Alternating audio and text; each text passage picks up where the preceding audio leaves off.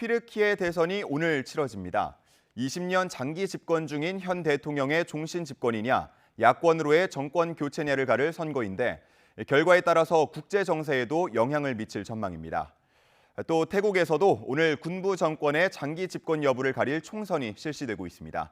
이 소식 국제부 연결해서 알아보겠습니다. 류재웅 기자. 네, 국제부입니다. 네, 먼저 튀르키예 대선, 그 어느 때보다 야당으로 정권 교체 전망이 상당한 것 같은데요. 어떻게 전망됩니까? 네, 이번 튀르키예 대선은 2003년 총리를 시작으로 20년 넘게 집권하고 있는 에르도안 대통령과 2명의 야당 후보 등 3명의 후보가 최종 경쟁합니다. 현재 구도는 에르도안 대통령 대 6개 야당 단일 후보인 공화인민당의 케말 클루츠다르올루 대표 간의 양자 대결입니다.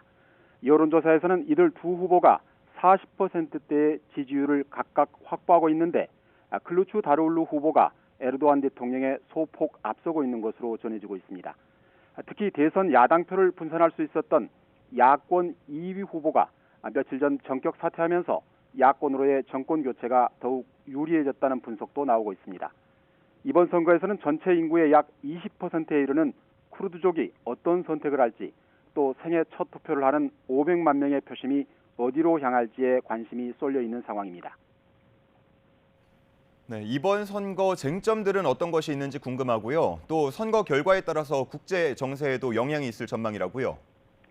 네, 그렇습니다. 이번 튀르키예 대선에서 유권자들의 최대 관심사는 에르도안 대통령 정부의 경제 실정과 권위주의 통치입니다. 에르도안 대통령은 이번에 승리하면 사실상 오는 2033년까지 종신 집권의 길이 열리는 것인데요. 그동안 20년의 통치 기간에 권위주의 통치로 비판을 받아왔습니다. 여기에 현재 리라와 같이 폭락과 물가 폭등 등으로 경제 상황도 좋지 않습니다.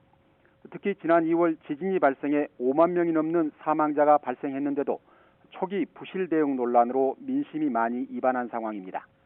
이에 따라 클루츠다르올루 야당 후보는 현 정부의 경제 실책과 제왕적 대통령제 등을 집중 공격하고 있고, 에르도안 총리는 저소득층과 보수 이슬람 신자층 등을 겨냥해 선심성 공약으로 맞대응하고 있습니다. 클루츠다르올루 후보는 친러시아 입장인 에르도안 총리와는 달리 친서방 입장을 보이고 있습니다.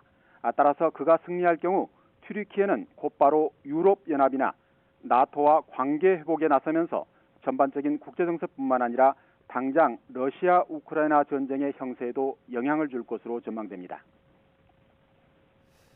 네, 태국에서도 오늘 총선 투표가 진행되고 있는데 역시나 야권으로의 정권 교체가 될지가 관심이군요.